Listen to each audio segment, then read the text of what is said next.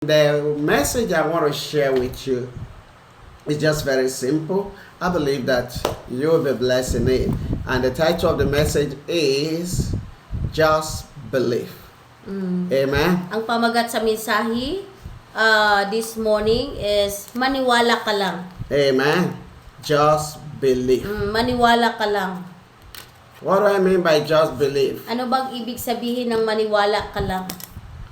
I want to show you something in the Bible about our Master Jesus. Meron po ako ipagpakita sa inyo tungkol po kay Jesus Christ. I made mention part of it yesterday. Some of you can remember. When the man called Lazarus died, Nung namatay po si Lazarus and they invite the Lord Jesus to come there. at ini-invite nila si Jesus para pumunta doon. God bless you, Ma'am Jane. God bless you, Ma'am Chima. God bless you.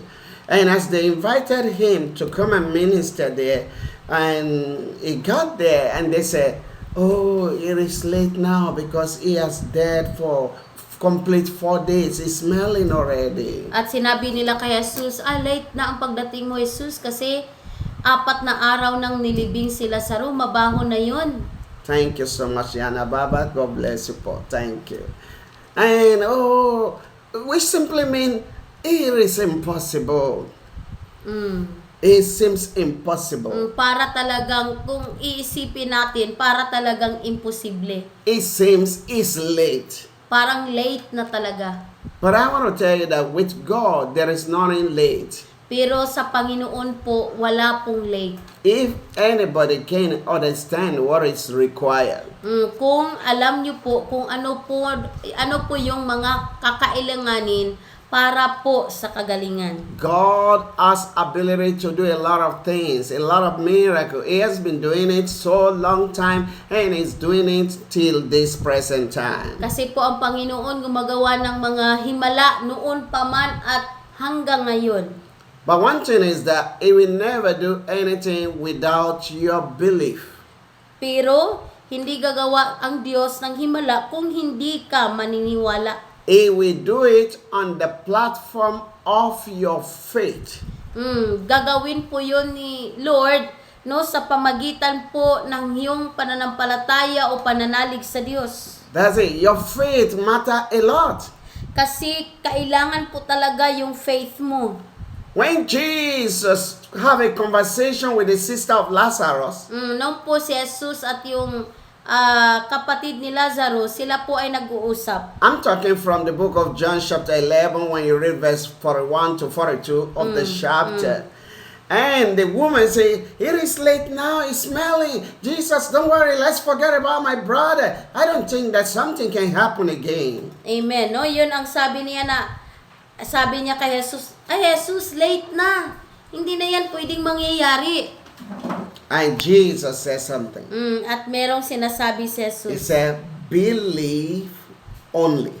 Sabi niya, maniwala ka lang. God bless you, Ma'am Marlo. God bless you, Ma'am Divina Graham. God bless you. Believe only. Maniwala ka lang. He said, if you believe, Dahil kung ikaw ay maniniwala, you shall see the glory of God. makikita mo ang glory ni Lord. God is God of glory. Ang ating Diyos po ay Diyos ng glory. In the glory of God, there is healing, there is liberation, there is victory. Everything you expect from Him. Oh, Rabo Shinde Keteria Baba. Amen. Hi Shinda. Amen. Yema Hi Shinda. Amen. I saw a certain revelation. Meron akong nakikita mga kapatid. There is somebody online. Meron sa inyo dito. You have a problem in the heart. You're Meron feeling kang as if there's problema sa heart. something heavy in your chest, and you don't breathe well. You're online today. Nandyan ka online, hindi ka makahinga ng mabuti. You are hearing me now. I want to pray for you. Gusto kong mag-pray sa iyo. God bless you. Placida Elana, God bless you. You're welcome. You're still on time. God bless you. You feeling something? It's like something heavy, and then you don't enjoy your breath well. No, hindi ka talaga yung paghinga mo ay hindi mabuti. Just comment ako. Mag-comment po kayo ng ako kung ikaw yung nahihirapang huminga. But then I'll pray for you. At ako po ay magpipray sa inyo. And Jesus will do it Amen. At gagawin yun ni Jesus. urgently. Amen. Okay, according to what we are saying, Ayon sa aking sinabi, Prince Kamala. Siya? Yeah, connect that person, but later on I will call. Not now. Let me finish the preaching. I'll call you immediately after this preaching. I'll pray for you in Jesus' name. Okay, maghanda po kayo, Sir Prince, kasi tatawagan po kayo. And Jesus said, just believe. Sabi ni Jesus, just believe. If you can believe, Kasi kung maniniwala ka, you will see the glory of God. makita mo yung glory ni Lord. When every symptom seems contrary, Kahit na may mga sintomas dyan na naramdaman mo, when the doctor report seems contrary, kahit na yung resulta ng iyong laboratory ay napaka-negative. when people say negative word to you, Kung sinabi ng doktor na hindi mabuting bagay sa iyo, don't worry. huwag kang mag-alala. Believe in Jesus. Kailangan mo lang na maniwala kay Jesus. He is able to do it. Kasi siya ay pwedeng gawin lahat yan na posible. God bless you, Ma'am Let Viadnes. Please include her. Let us pray for her. And Jesus will surprise you. Amen. Ma'am Let, please paki-connect si Ma'am Let Viadnes. God bless you, Mama Jane Masaka. God bless you. Nice to see you online. All what you need is believe in Him. Kailangan mo lang po mag-believe. If you read your Bible very well, Kung babasahin niyo po ang Biblia, this is where I'm going to stop it. If you read your Bible very kung well, babasahin niyo po ang Biblia, in the book of Mark chapter 6, sa Mark chapter 6, then when you read verse 4 to 5, kung babasahin niyo po ang verses 4 to 5, with all the grace and the mighty anointing in Christ Jesus. Jesus got to some places. He did a lot of miracles. He wrought mighty power, manifestation, testimony here and there. And the Bible says, get to another place. He couldn't do much miracle. And they say, why? He said, because they don't believe. God bless Ma'am Gina Briguera, thank you. Glory be to Amen. God. Thank So, you, Paul. kahit na si Jesus ay napaka-powerful, kahit si Jesus ay very anointed at meron siyang lahat ng kapangyarihan, pero nangyayari kay Jesus, nung siya po ay nagkukursada sa isang lugar, pero hindi siya makagawa ng mga himala dahil hindi sila naniniwala. Wala silang faith kay Jesus. Believe. Kaya maniwala ka. Thank you so much, Mantina Macalunas. God bless you. You know, I just thank God for the life of this woman. She has been always faithfully be with us online, even in the morning, the afternoon. May the Lord bless you, man. More grace in Jesus' precious name. Amen. Amen. She's a woman with God heart. I really honor God in her life. God bless you. Thank you, Ma'am Rosie Kada. God bless you. Now, so what am I trying to say? So ano ba ang sinabi ko? Your problem can never be greater than God. Yung problema mo hindi pwede na mas magiging malaki pa kaysa Diyos. Time may be involved. Time. There may be time elements. May mga oras. There may be distance between the breach of time. Okay, the miracle will happen so time. The miracle will happen so day. Don't worry. Don't be discouraged. Trust in God. Believe Him. He will do it in your Amen. life. So wag kang ma-discourage mga kapatid kasi may oras na nilaan ang Diyos para sa iyo at hindi mo alam kung kailan yun. Ang kailangan lang sa iyo is magpatuloy ka lang. Those people saw Jesus. Yung mga tao nakakita kay Jesus. They came from the same village, same hometown in Nazareth. Pareho sila ng hometown ni Jesus. They say, we know your story, Jesus. Sabi nila, alam ko yung story mo, Jesus, oy. You are just the son of carpenter, Joseph. Ikaw anak ka ng carpenter. We cannot believe you. Hindi kami maniwala sa iyo, oy. Can anything good come from you?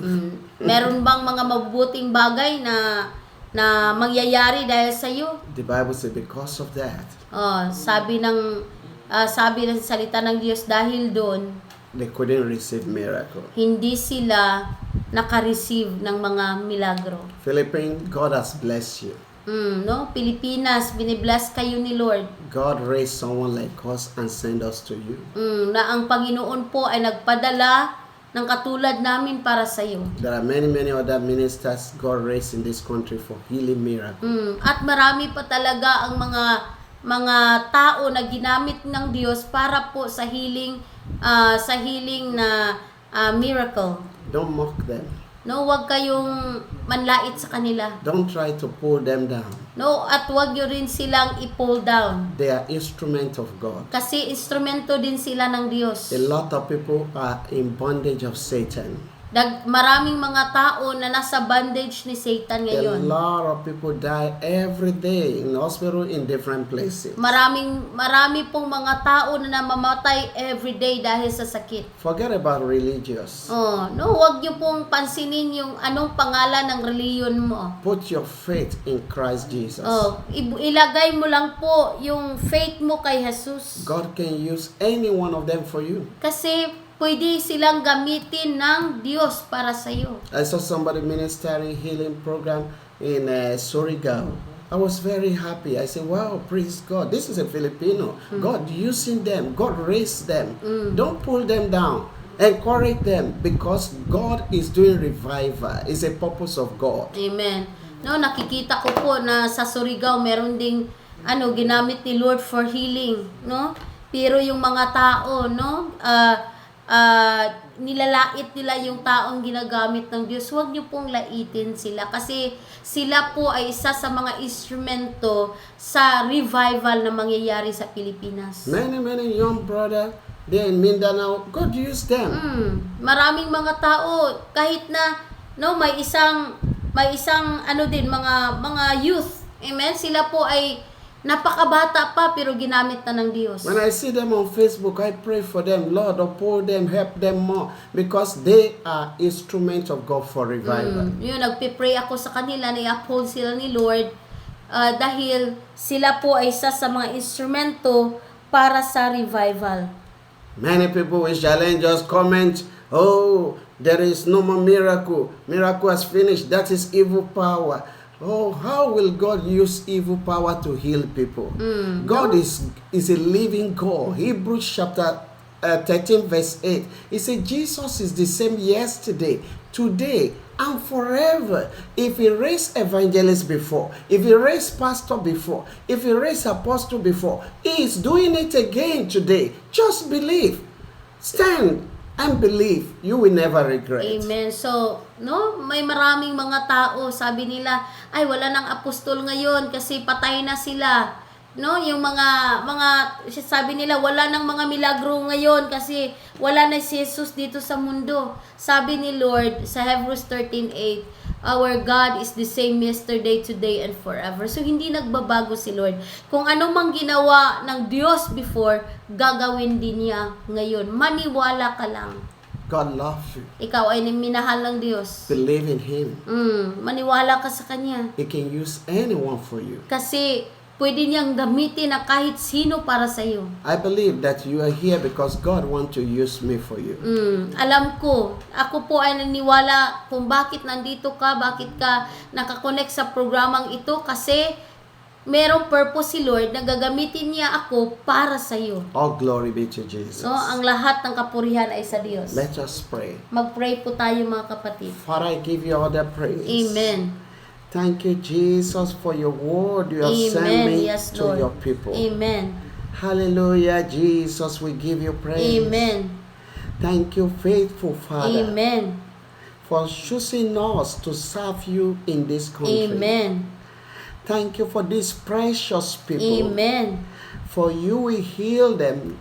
Amen. You will deliver them. Amen. You will save them. You will bless them, Amen. Lord. Thank you for your purpose for every one of us. Amen. We never fail. Amen. We give you all the glory. We give you all the praise. Amen. We give you all adoration. Holy Spirit of God, Amen. as I'm going to be praying for your people as you have sent me to them, take eminent control. Amen. Let everyone that connect to this program today Amen. receive miracle. Amen. Jesus, that which you have promised, Amen. let it be fulfilled, O Lord. Amen. Let your name be exalted Amen. and bless everyone. Amen.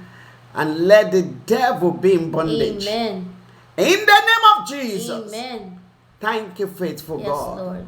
In Jesus' mighty name. Amen and amen. Amen. Glory be to God. All glory be to Jesus. God bless you, man. Hazel Toyon. God bless you. Sorry if I don't pronounce well. Just bear with me. Amen. I'm just learning. Amen. Okay, without wasting time, I want to pray for those